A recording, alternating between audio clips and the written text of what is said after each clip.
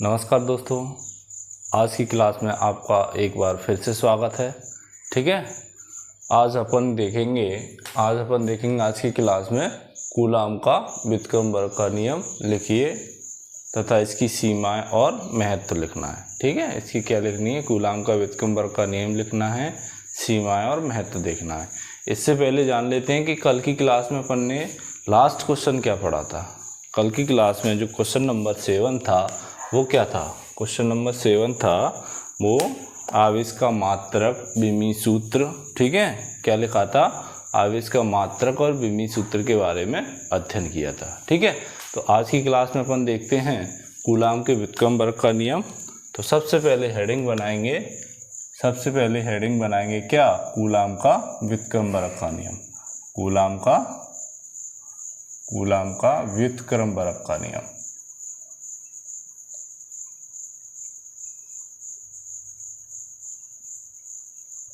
ठीक है, ये बना ली अपन ने हेडिंग। अब क्या लिखेंगे? कूलाम का व्युत्क्रम वर्ग का नियम। तो देखो, कूलाम का व्युत्क्रम वर्ग का नियम क्या होता है कि दो स्थिर आवेश हों। क्या? दो स्थिर बिंदु आवेश। दो चीज़ें देखनी है, एक दो स्थिर देखना है और बिंदु आवेश। दो स्थिर बिंदु आवेशों के मध्य लगने वाला आकर्षण या प्रतिकर्षण बल, या तो आकर्षण बल लगेगा या फिर प्रतिकर्षण बल लगेगा। किन के बीच? दो स्थिर और बिंदु आवेशों के बीच। स्थिर होंगे और बिंदु आवेश होंगे। ठीक है, दो स्थिर और बिंदु आवेशों के बीच लगने वाला आकर्षण या प्रतिकर्षण बल उन दोनों आवेशों के परिमाण के गुणनफल के अनुक्रमानुपाती। क्या? उन दोनों आवेशों के परिमाण के गुणनफल के अनुक्रमानुपाती तथा उनकी बीच की दूरी के वर्ग के व्युत्क्रमानुपाती होता है। ठीक है, ये क्या है? कूलाम का व्युत्क्रम वर्ग का नियम। तो अपन इसको एक बार लिख लेते हैं। क्या? देखो, अपन लिखेंगे, पहले ये बना लेते हैं। ये क्या है? दो स्थिर। कैसे हैं ये? Q1 और Q2 ले लिया। क्या ले लिया? यहाँ पर बिंदु आवेश रखे हैं, एक यहाँ पर रखा है Q1, एक यहाँ पर रखा है Q1, और इनके बीच की दूरी है R। इनके बीच की दूरी कितनी है? R। ठीक है, इनके बीच की दूरी R है। ठीक है, तो Q1 Q2 क्या बोल रहा है कूलाम का नियम? कि दो स्थिर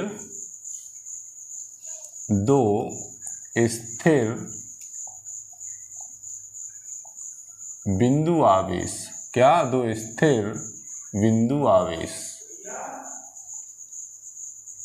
दो स्थिर बिंदु आवेशों के मध्य लगने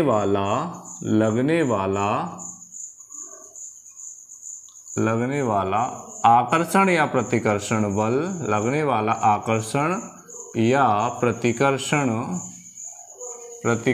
बल उन दोनों आवेशों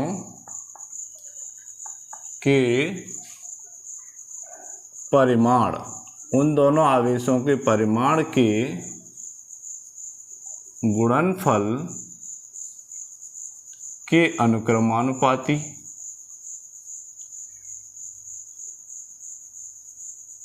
ठीक है, क्या कह रहा है? उन दोनों आवेशों के परिमाण के गुणनफल के अनुक्रमानुपाती तथा उनके बीच की दूरी कितनी है? R। बीच की दूरी के वर्ग के व्युत्क्रमानुपाती होता है। यानी ये दो आवेश हैं, इन दोनों आवेशों के मध्य आकर्षण लगेगा या प्रतिकर्षण बल लगेगा, वो किसके बराबर होगा? इन दोनों आवेशों के परिमाण के गुणनफल के अनुक्रमानुपाती तथा इनके बीच की दूरी कितनी है? r के वर्ग के व्युत्क्रमानुपाती होगा। ठीक है, किसके व्युत्क्रमानुपाती होगा, इसके वर्ग के व्युत्क्रमानुपाती होगा। ठीक है, अब जो बल लगेगा, यह बल दोनों आवेशों को मिलाने वाली रेखा के अनुदिश लगता है। दोनों आवेशों को मिलाने वाली रेखा के अनुदिश लगता है। ठीक है, अनुदिश लगता है। कहाँ लगेगा ये बल, इन दोनों आवेशों को जो रेखा मिला रही है, या तो इधर या इधर दिशा होगी, लेकिन इसी की अनुदिश होगी। ठीक है, कहाँ होगी, इन दोनों आवेशों को मिलाने वाली रेखा के अनुदिश लगता है। अब अपन क्या मानेंगे, माना क्या करेंगे, माना के चित्र में, ये चित्र है अपना, माना के चित्र में कौन कौन से आवेश हैं, Q1 और Q2। Q1 और Q2 कैसे आवेश हैं, दो स्थिर बिंदु आवेश हैं। कैसे आवेश हैं, दो स्थिर बिंदु आवेश हैं। ठीक है, कैसे आवेश है, दो स्थिर बिंदु आवेश हैं, तथा इनके बीच की दूरी क्या, तथा इनके बीच की दूरी कितनी है, स्मॉल r है। बीच की दूरी कितनी मान ली, स्मॉल r है। ठीक है, तब इनके मध्य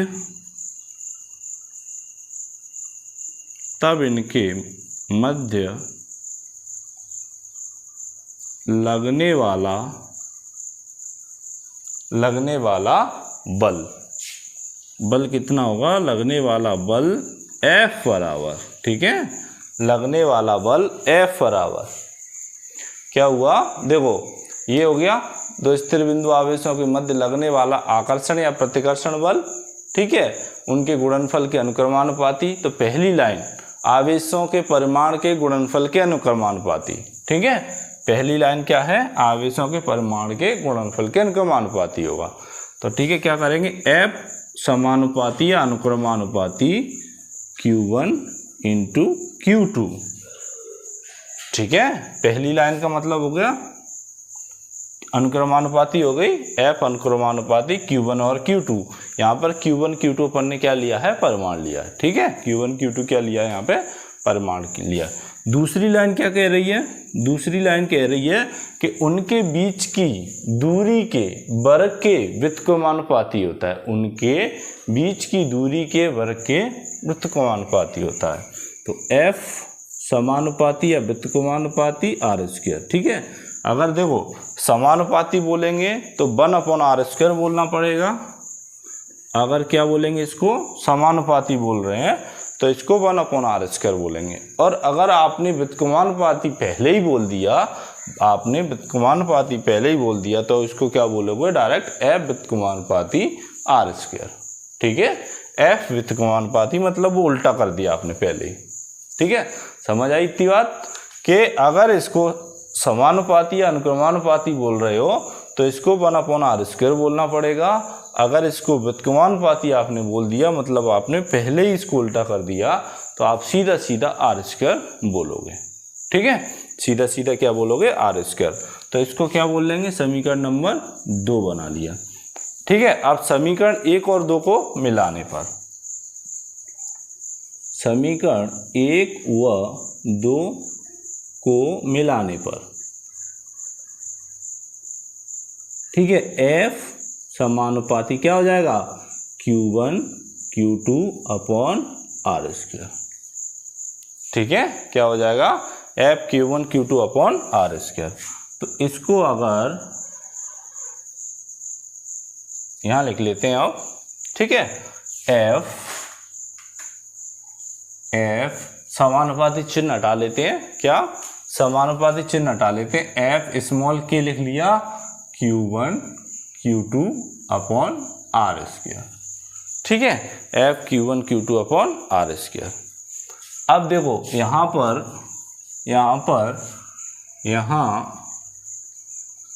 के क्या है, के स्मॉल के एक नियतांक है।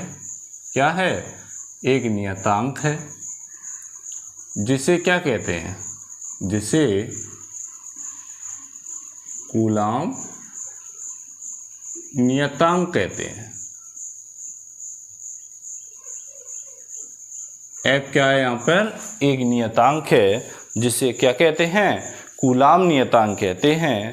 ठीक है, क्या कहते हैं, कूलाम नियतांक कहते हैं। इसका मान किस पर निर्भर करेगा, देखो के है, के किसकी जगह पे आया है, अपन ने समानुपाती चिन्ह को हटा के लगा दिया। ठीक है, तो इसको क्या बोल दिया अपन ने, एक नियतांक है जिसे कूलाम का नियतांक कहते हैं। इसका मान किस किस पर निर्भर करता है ये देखते हैं। इसका मान देखो किस पर निर्भर करेगा, आवेश, दूरी और क्या है, आवेश, दूरी और बल के मात्रकों पर। क्या किस पर निर्भर करेगा, आवेश, दूरी और बल के मात्रकों पर तथा आवेश के बीच। इसका मान आवेश, दूरी तथा बल के मात्रकों पर देखो एसआई पद्धति में अलग हो जाएगा। ठीक है, सीजीएस पद्धति में इसका के का मान अलग हो जाएगा, इसीलिए यहाँ पे क्या लिखा है, मात्रकों पर। जब मात्रक एसआई पद्धति में बल का मात्रक अलग होता है, दूरी का मात्रक अलग होता है और आवेश का मात्रक अलग होता है, तो जो के का मान निकलेगा वो अलग अलग निकलेगा। ठीक है, के का मान अलग अलग निकलेगा, इसीलिए अपन ने क्या लिख दिया है, इसका मान आवेश, दूरी और बल के मात्रकों पर निर्भर करता है, मात्रकों पर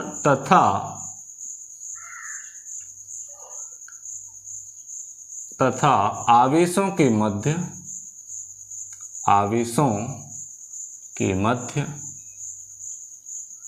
रखे माध्यम पर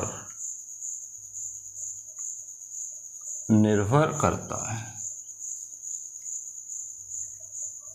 ठीक है, आवेश किस माध्यम में रखे हैं उस पर भी निर्भर करेगा। ठीक है, किस पे, चार चीजें हो गई, आवेश, दूरी और बल के मात्रकों पर तथा आवेश किस प्रकार के माध्यम में रखे हैं, आवेश किस प्रकार के माध्यम में रखे हैं उस पर भी निर्भर करेगा। ठीक है, आवेशों के बीच के माध्यम पर निर्भर करेगा। ठीक है, अब देखो, अब इसका जो मात्रक होता है के को मान कितना होता है ये देख लेते हैं। एसआई पद्धति में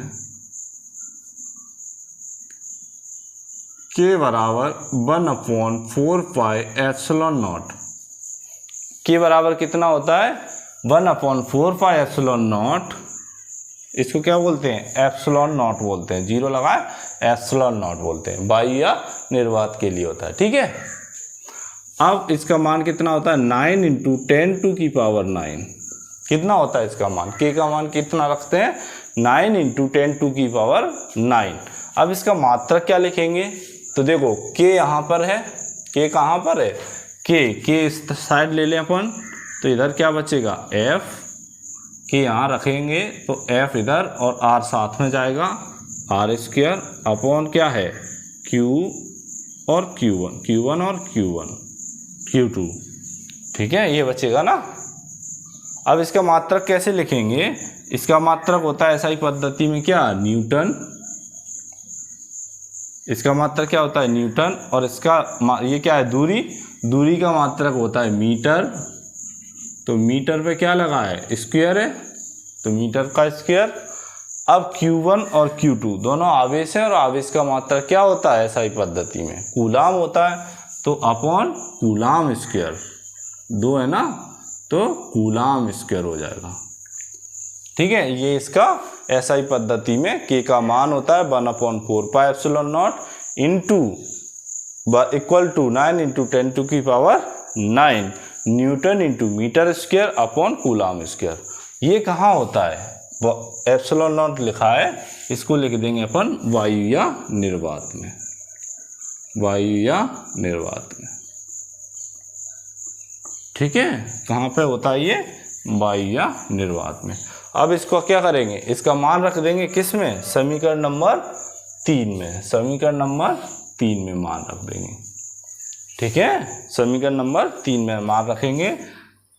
समीकरण 3 से लिख लेते हैं, समीकरण 3 में मान रखने पर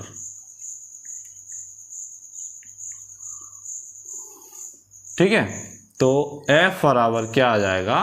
1/4πε0, ठीक है, ये आ गया Q1 Q2 upon R square.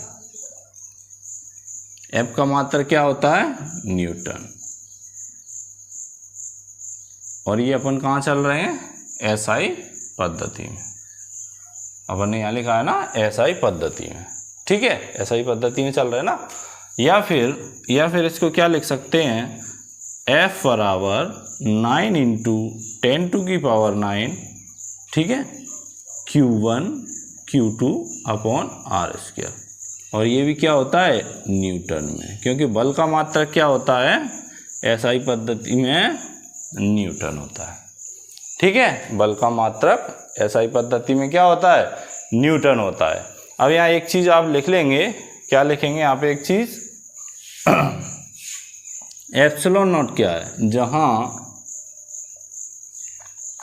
यहाँ लिख लेते हैं, इसके आगे ε0 आया है ना, तो अपन यहाँ पे लिख लेंगे, चूंकि जहाँ ε0 क्या है यहाँ पे? वायु या निर्वात की पारगम्यता, ε0 वायु या निर्वात की पारगम्यता या विद्युतशीलता।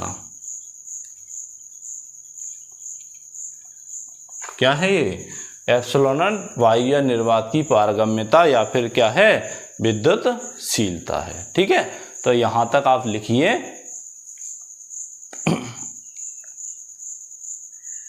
यहां तक लिखिए आप।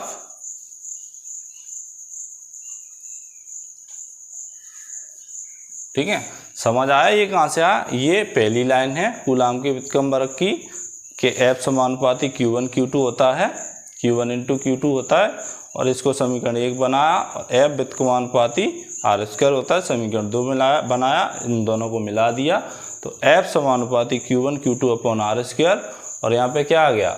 F समानुपाती की जगह पे K रख दिया, Q1 Q2 upon R square, इसको समीकरण 3 बना लिया। ठीक है, जहाँ के एक नियतांक है जिसे कूलाम का नियतांक कहते हैं। इसका मान आवेश, दूरी और बल के मात्रकों पर निर्भर करता है। एसआई पद्धति में इनके मात्रक बदल जाते हैं और सीजीएस पद्धति में इनके मात्रक अलग होते हैं। तो जब अलग होते हैं तो इनका मान भी क्या आ जाएगा? अलग अलग बदल जाएगा। ठीक है, के का मान भी क्या हो जाएगा? बदल जाएगा। तथा इसका मान एक बात पर और निर्भर करता है कि इनके बीच आवेश जो रखे हैं वो किस माध्यम में रखे हुए हैं, उस पर भी निर्भर करता है। ठीक है, अब एसआई पद्धति में चलते हैं। के बराबर क्या होता है? के बराबर 1/4πε0 बराबर 9 into 10⁹ newton into metre square upon coulomb square. ठीक है, ये कहाँ होता है? वायु या निर्वात के लिए। ठीक है, अब समीकरण 3 में मान रखने पर, समीकरण 3 में इसका मान रखा तो F बराबर 1/4πε0 आ गया। ठीक है, Q1 Q2 upon R square, ये न्यूटन में लिख दिया। न्यूटन क्योंकि बल का मात्रा क्या होता है? यहाँ न्यूटन होता है। F समानुपाती 9 इंटू 10⁹, इसको रख दिया अब QR, पहले ये रखा अब QR ये रख दिया। ठीक है, तो ये आपका अगर एसआई पद्धति तक ही पूछता है, सीजीएस पद्धति में नहीं पूछता, तो आप यहीं तक आंसर दे सकते हो। ठीक है, अब यहाँ से आगे देखेंगे, लिख लिया होगा आपने। ठीक है, अब सीजीएस पद्धति में देखते हैं। सीजीएस CGS पद्धति में देखते हैं क्या, ठीक है। CGS पद्धति में क्या होता है, k बराबर 1 होता है। CGS पद्धति में k बराबर 1 होता है। SI पद्धति में क्या था, k बराबर 1/4πε0, ठीक है, या फिर 9 × 10⁹ लेकिन यहाँ पे CGS पद्धति में k बराबर क्या हो जाता है, 1 हो जाता है। तो F बराबर क्या हो जाएगा, समीकरण 3 से F बराबर क्या हो जाएगा 1, k की जगह पे 1 रखा, Q1 Q2/r², यही तो होगा, Q1 Q2/r²। तो F बराबर कितना आ जाएगा, Q1 Q2/r²। अब देखो ये किसमें, CGS पद्धति में। तो CGS पद्धति में बल का मात्रक होता है डायन। CGS पद्धति में बल का मात्रक क्या होता है, डायन होता है। तो अपन ने क्या लिख दिया, डायन लिख दिया, ठीक है। तो ये CGS पद्धति में हो गया कि बल कितना होगा, दो आवेशों के मध्य CGS पद्धति में बल Q1 Q2/r² और इसका मात्रक होगा डायन, ठीक है। इसका मात्रक क्या होगा, डायन होगा, ठीक है। अब देखते हैं इससे आगे। अभी तो क्या है, माध्यम क्या रखा हुआ है, अभी अपन मान रहे हैं माध्यम वायु निर्वात है। अब यदि दोनों आवेशों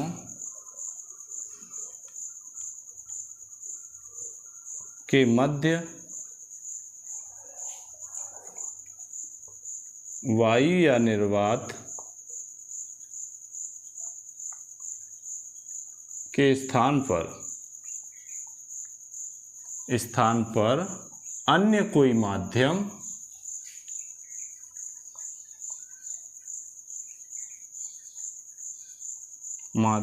अन्य कोई क्या रख दिया जाए, अन्य कोई माध्यम, ठीक है, अन्य कोई माध्यम हो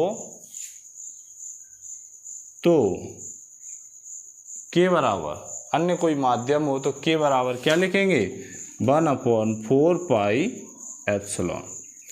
अब पहले ε0 किसके लिए लिख रहे थे, वायु निर्वात के लिए नोट लगा के लिख रहे थे। लेकिन अगर अब कोई अन्य माध्यम रख दिया तो k की जगह पे क्या लिखेंगे, 1/4πε, ठीक है, लिखते हैं।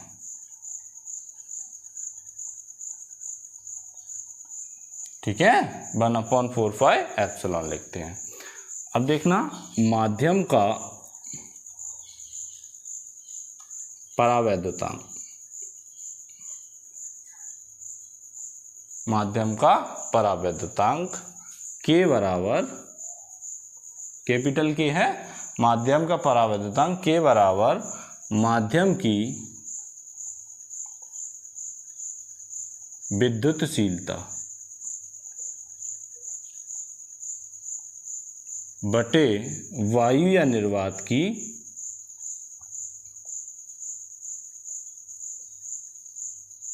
विद्युतशीलता, ठीक है। इसकी विद्युत, माध्यम की विद्युतशीलता है एप्सिलॉन और इसकी है ε0, ठीक है। वायु निर्वात की क्या लिखते हैं, ε0। ये क्या है, कैपिटल K, ठीक है, ये क्या है, कैपिटल K लिख लिया। माध्यम का परावैद्युतांक, ठीक है, माध्यम का परावैद्युतांक, इसको क्या बोलते हैं, आपेक्षिक विद्युतशीलता भी बोलते हैं। माध्यम का परावैद्युतांक लिखा है ना, तो इसको K को क्या बोलते हैं, आपेक्षिक परावैद्युतांक भी बोलते हैं। क्या बोलते हैं, K को आपेक्षिक परावैद्युतांक भी कहते हैं, ठीक है। अब देखो K बराबर क्या है, K बराबर ε/ε0। तो एप्सिलॉन बराबर कितना निकल के आएगा, ε0 K निकल के आएगा। एप्सिलॉन देखो अपन ने क्या किया, इसकी जगह पे ये रख दिया, ठीक है, किसकी जगह पे, ये रख दिया, K की जगह पे 1/4πε0। समीकरण 3 से चलेंगे, समीकरण 3 से, समीकरण 3 से क्या आएगा, F बराबर 1/4πε, ठीक है, ये आ गया Q1 Q2/r², ठीक है, ये मान रख दिया।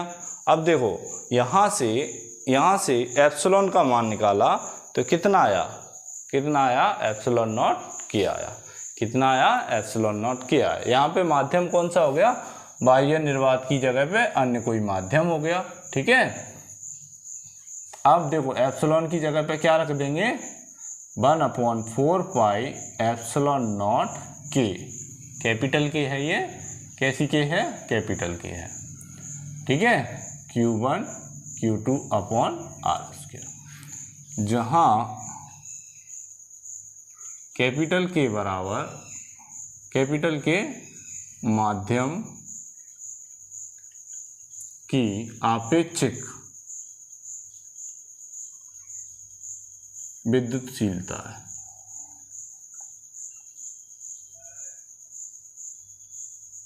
कैपिटल के क्या है यहाँ पे, माध्यम की आपेक्षिक विद्युतशीलता या फिर परावैद्युतांक है। ठीक है, माध्यम का क्या है, परावैद्युतांक है।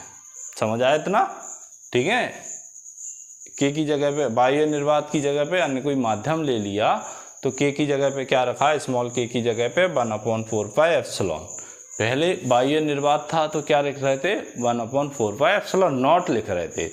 एप्सिलॉन नॉट इसीलिए लिख रहे थे क्योंकि वहाँ पे बाह्य निर्वात है, बाह्य निर्वात के लिए उसमें नॉट लगा दिया था। ठीक है, स्पेस है, फ्री स्पेस है। ठीक है, इसीलिए नॉट लगा दी। अब माध्यम ले लिया तो माध्यम की जो विद्युतशीलता है वो कितनी है, एप्सिलॉन है, तो एप्सिलॉन लिख दिया। ठीक है, अब ये अपन को पता होता है, इसका मान कहाँ रख दिया अपन ने, समीकरण 3 में रख दिया। ठीक है, समीकरण 3 में रख दिया। अब माध्यम का परावैद्युतांक के बराबर, के कितना होता है, माध्यम की विद्युतशीलता अपॉन बाह्य निर्वात की विद्युतशीलता। तो के बराबर, कैपिटल के बराबर एप्सिलॉन अपॉन एप्सिलॉन नॉट। तो यहाँ से एप्सिलॉन निकाल लिया क्योंकि यहाँ पे क्या आ गया, अपना एप्सिलॉन आ गया। अब इसकी जगह पे मान रखेंगे किसका, एप्सिलॉन का, एप्सिलॉन नॉट के आ गया। तो यहाँ पे इसका अपन ने मान रख दिया। ठीक है, क्या मान रख दिया, इसका मान रख दिया। अभी अपन काय में चल रही है, एसआई पद्धति में, तो न्यूटन रख लिया। क्या रख लिया यहाँ पे, न्यूटन रख लिया। जब सीजीएस पद्धति की बात करेंगे तो ये सब क्या हो जाएगा, ये सब क्या हो जाएगा, क्या हो जाएगा, ये 1 हो जाएगा। ठीक है, 1/4 पाई एप्सिलॉन नॉट क्या हो जाएगा, 1 हो जाएगा। ठीक है, तो ये आ गया आपका न्यूटन का विटकम्बर्ग का नियम कि कितना आपका बल लग रहा है। ठीक है, दो आवेशों के मध्य कितना बल लग रहा है उसका व्यंजक ये आ गया, F बराबर 1/4 पाई एप्सिलॉन नॉट के क्यू और into Q1 Q2 upon are square आ गया। ठीक है, अब देखते हैं इसकी कूलाम के विटकम्बर्ग की, यहाँ तक लिख लीजिए, सीमाएं एंडिंग बनाएंगे, सीमाएं। ठीक है, सीमाएं में क्या क्या लिखेंगे, नंबर 1 पे लिखेंगे, नंबर 1 पे लिखेंगे यह केवल बिंदु आवेशों के लिए सत्य है, बिंदु आवेशों के लिए सत्य है। किसके लिए सत्य है, केवल बिंदु आवेशों के लिए सत्य है। दूसरा, यह केवल स्थिर आवेशों के लिए सत्य है। कैसे आवेश होने चाहिए, स्थिर आवेशों के लिए सत्य है। ठीक है, यानी आवेश भी गतिशील नहीं होने चाहिए। अगर कूलाम का विटकम्बर्ग का नियम निकाल रहे हैं तो आवेश कैसे होने चाहिए, स्थिर होने चाहिए और वो बिंदु आवेश होना चाहिए। ठीक है, तीसरा पॉइंट लिखते हैं, यह अधिक दूरियों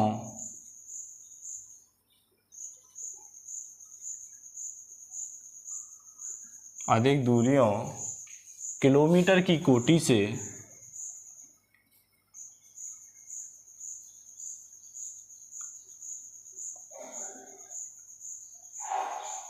अधिक दूरियों किलोमीटर की कोटि से, ठीक है, लेकर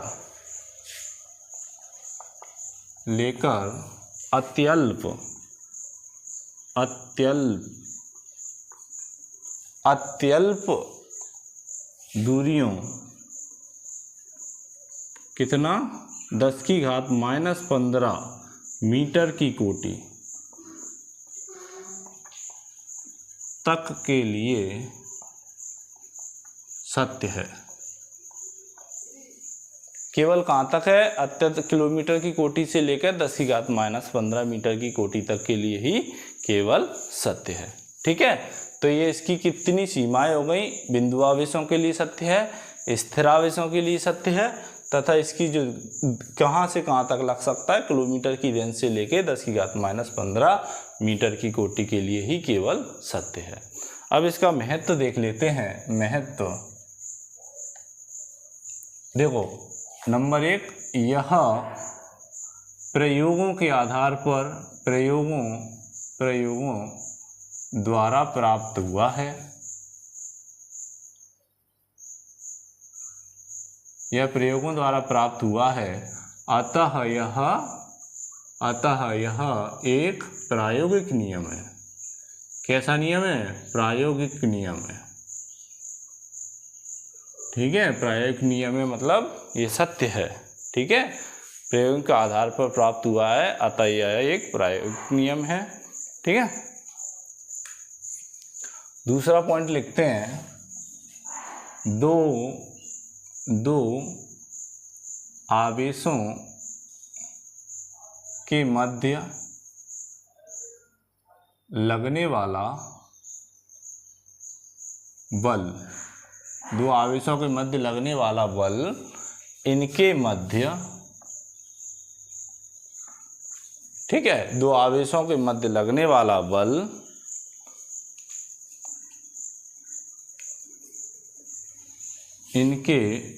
मध्य लगने वाला बल इनके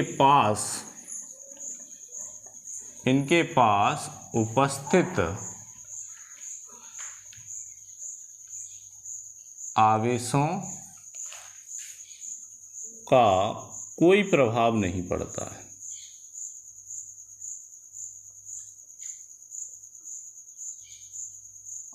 यानी इनके पास कौन सा आवेश बैठा है, कितना आवेश है, उससे इनका कोई लेना देना नहीं होता।